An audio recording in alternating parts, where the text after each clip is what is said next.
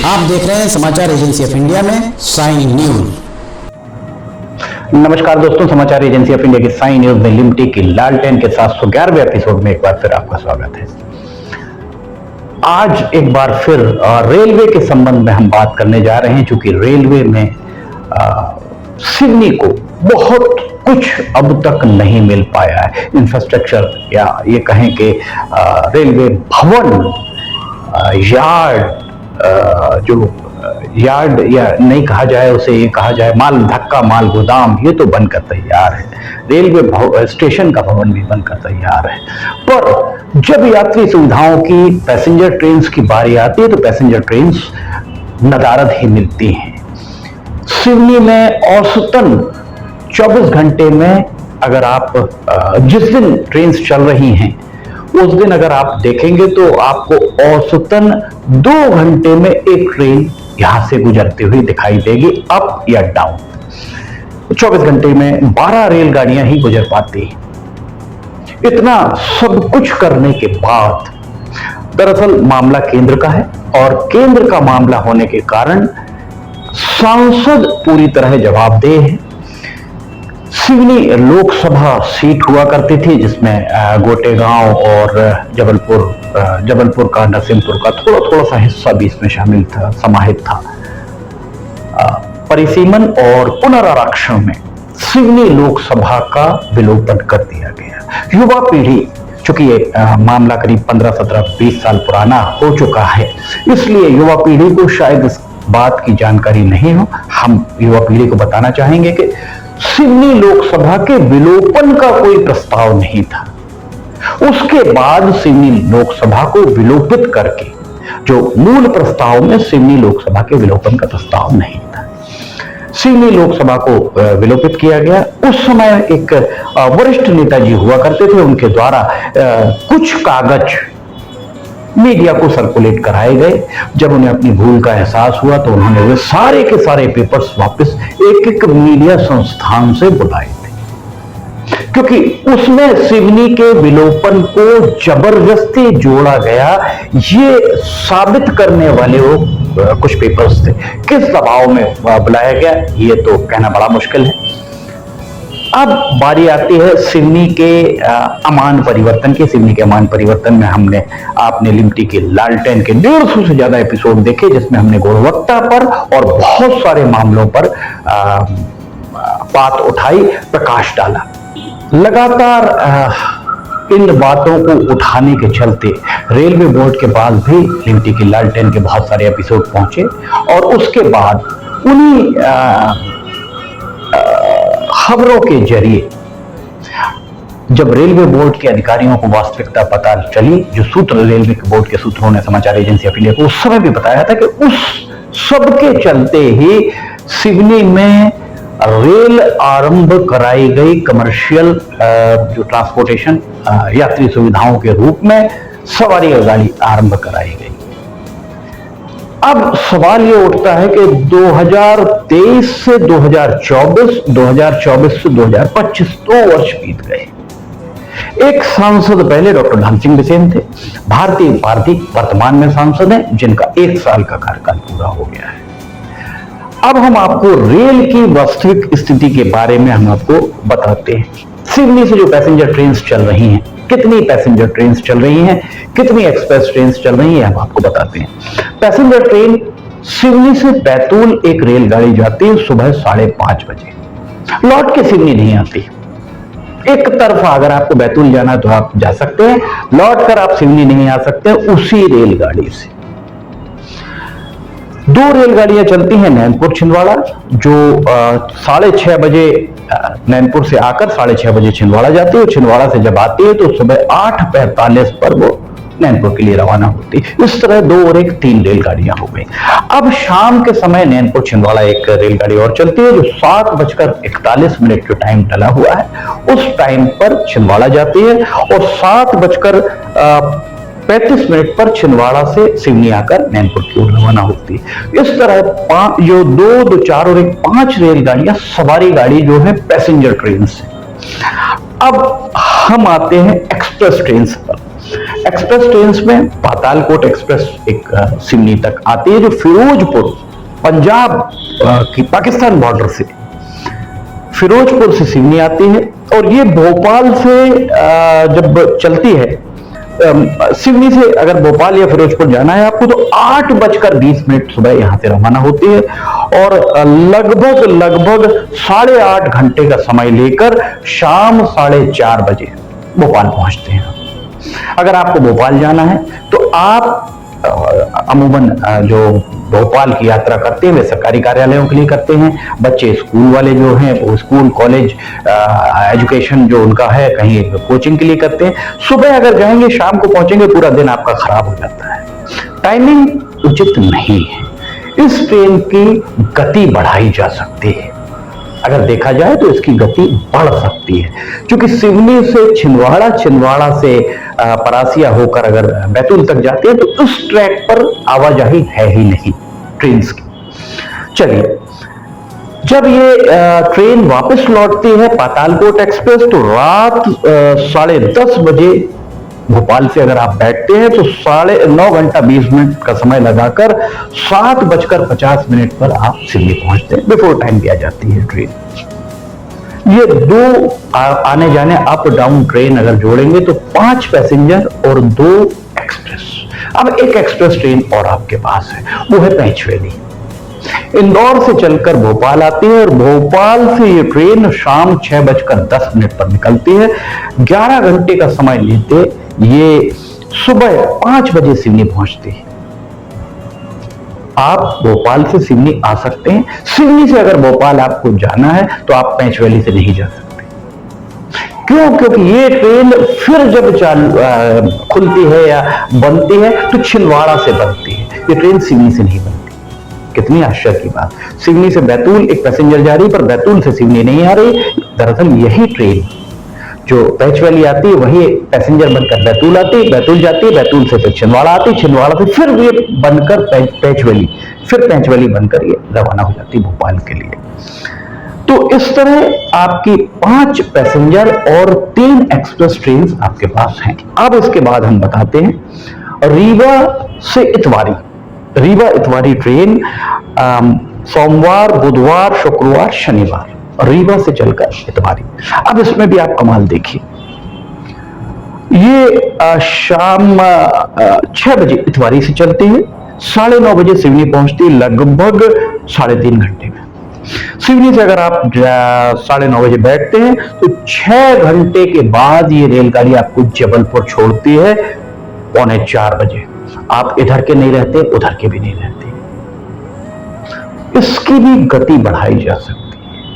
सिवनी से नागपुर और सिवनी से जबलपुर के बीच में ट्रैफिक पैसेंजर ट्रेन का नहीं है।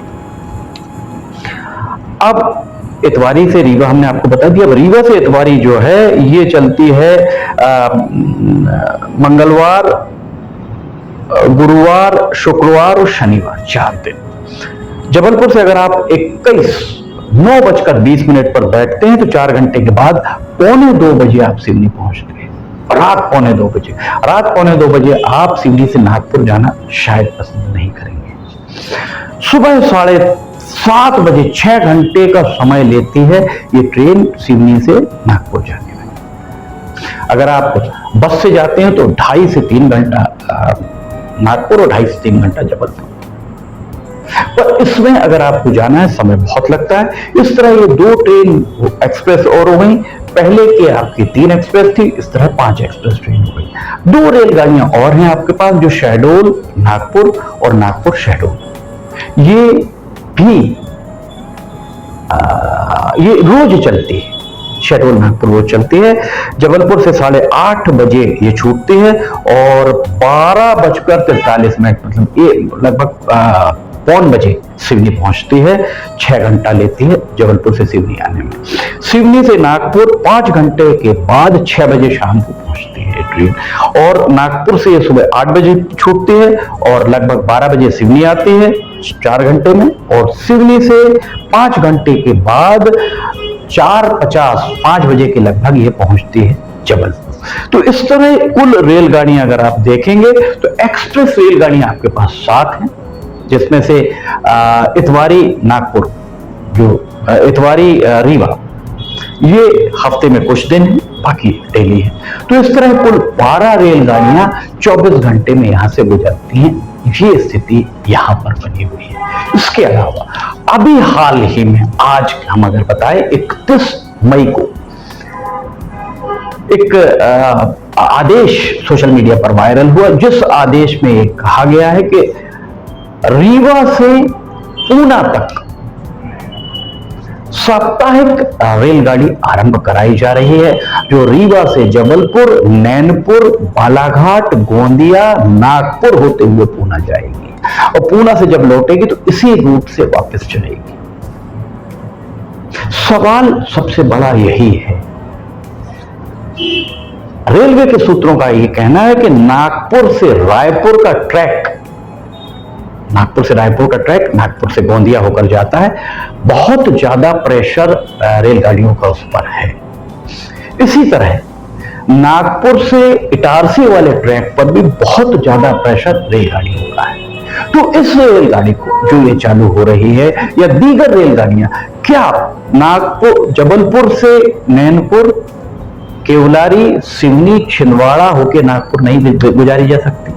सवाल इसी बात का है कि इसके लिए आवाज कौन उठाएगा, किसकी बात सुनी जाएगी? केंद्र सरकार के रेल मंत्रालय में किसकी से है, किसकी आवाज जाएगी? जाहिर है सांसदों की। 2 सांसद हैं मंडला संसदीय क्षेत्र, जिसमें केवलारी आता है, जिसमें घनसौर आता है, सांसद वहां के फक्कन सिंह कुलस्ते हैं। दूसरा है बालाघाट संसदीय क्षेत्र, जो जिसमें सिवनी आता है, वो वहां पर सांसद हैं भारती पारधी। हमने आपको जो पहले बताया कि सिवनी लोकसभा का विलोपन कर दिया गया बिना प्रस्ताव के, और 2 लोकसभा क्षेत्रों में सिवनी को विभक्त कर दिया गया। लोगों का यह भी आरोप है, सोशल मीडिया अगर आप देखेंगे, कि सिवनी के साथ सौतेला व्यवहार इसलिए किया जाता है क्योंकि सांसद जितने भी रहे हैं अब तक बालाघाट संसदीय क्षेत्र में, उसमें से डॉक्टर ढाल सिंह बिसेन अकेले सिवनी जिले के निवासी थे, बाकी सब बालाघाट जिले के निवासी हैं, जिनके द्वारा, ये सोशल मीडिया हम नहीं कहते, जिनके द्वारा सिवनी के साथ दोयम दर्जे का रवैया अपनाया जाता है। ये सोशल मीडिया अगर आप देखेंगे तो आपको मिलेगा। भारती पारधी जी, आपको सिवनी की जनता ने भी चुना है, आपको बरघाट और सिवनी 2 विधानसभा क्षेत्र के लोगों ने भी मत दिया है। अभी हाल ही में रेलवे स्टेशन सलाहकार समिति का एक गठन हुआ है। उस गठन में 5 मेंबरान हैं। उन 5 मेंबरान में बड़े आश्चर्य की बात है, एक मेंबर आप अगर देखेंगे तो केंद्र में भारतीय जनता पार्टी की सरकार, मध्य प्रदेश में भारतीय जनता पार्टी की सरकार, सिवनी के सांसद, दोनों सांसद भारतीय जनता पार्टी के, सिवनी विधायक भारतीय जनता पार्टी के। कितने आश्चर्य की बात है कि उसमें एक कांग्रेस के सदस्य को नॉमिनेट किया गया है। चुना गया होता तो बात अलग थी। इसका मतलब साफ है कि नाम भेजा गया है, या तो भारती पारधी सांसद के द्वारा भेजा गया होगा, या भारतीय जनता पार्टी के संगठन के द्वारा भेजा गया होगा। ये उनका अपना दृष्टिकोण हो सकता है कि वे किसका नाम भेज रहे हैं, किसका नाम नहीं भेज रहे हैं, पर उंगली उठना स्वाभाविक है। इस मामले में उंगली उठना स्वाभाविक है। और जब ये रीवा से पूना एक नई ट्रेन आरंभ हुई है, नई रेलगाड़ी आरंभ हुई है, मंडला संसदीय क्षेत्र के नैनपुर को में वो उसका स्टॉपेज है, वहां रुकेगी। बालाघाट संसदीय क्षेत्र के बालाघाट में रुकेगी, पर बालाघाट संसदीय क्षेत्र के सिवनी को नहीं मिला, मंडला संसदीय क्षेत्र के सिवनी को कुछ नहीं मिला। कितने आश्चर्य की बात है। इसके लिए कौन जवाबदेह है? सवाल सबसे बड़ा यही है। सोशल मीडिया पर लोग बधाइयां दे रहे हैं। सिवनी के वे ही नेता अपने मुंह का निवाला छीनने के बाद भी उन्हें अपनी इस कर्मभूमि, जन्मभूमि, जो भी कहने, हम हमेशा एक बात ही कहते आए हैं, कभी भी अगर किसी भी नेता से ये कहा जाता है कि सिवनी के हित में अगर आप कोई बात क्यों नहीं कहते, तो वो हमेशा ऑफ द रिकॉर्ड चर्चा में कहते हैं हर पार्टी लाइन से हम बंधे हुए हैं। हमारा पहला उनको ये जवाब होता है कि आप 18 या 20 साल तक इस सिवनी धरा के पुत्र रहे हैं, सपूत रहे हैं। पार्टी आपने ज्वाइन करी है 20 साल के बाद, पहली आपकी प्राथमिकता सिवनी होना चाहिए। आप सार्वजनिक तौर पर नहीं कह सकते, मत कहिए। पार्टी फोरम में, पार्टी मंच पे तो ये बात उठाई जा सकती है कि सिवनी के साथ ऐसा व्यवहार क्यों। आप अभी रैक पॉइंट देख लीजिए। रैक पॉइंट के बारे में हम सूचना के अधिकार की जानकारी आपको दिए देते। उनका बिल्कुल स्पष्ट कहना था कि हमारे पास सिवनी रैक पॉइंट पे कोई शेड के निर्माण का कोई प्रस्ताव नहीं है। जब हमने बार बार लिमटी की लालटेन के अनेक एपिसोड में दिखाया कि हम माल किस तरह से परेशान हो रहे हैं, किस तरह से उन्हें जो लघु शंका, दीर्घ शंका की कोई व्यवस्था नहीं, पीने के पानी की व्यवस्था नहीं, तब ये प्रस्ताव बना। देखा जाए तो ये नैतिक जवाबदेही जिनको सांसद चुना गया है उनकी थी। ये नैतिक जवाबदेही जो सांसद का चुनाव लड़े थे, भले ही पराजित हुए, उनकी थी। पर एक परंपरा का आगाज 2-3 दशकों से हो चुका कि आप हमें जिताएंगे तो ही हम आपसे बात करेंगे, आपने अगर हमें हरा दिया तो हम आपके लिए उसके बाद हम पलट कर भी नहीं देखेंगे। वो भूल जाते हैं कि उन्हें अगर 2 वोट भी मिले तो उन 2 लोगों का भरोसा कायम रखने का की नैतिक जवाबदेही उन पराजित उम्मीदवारों की भी है।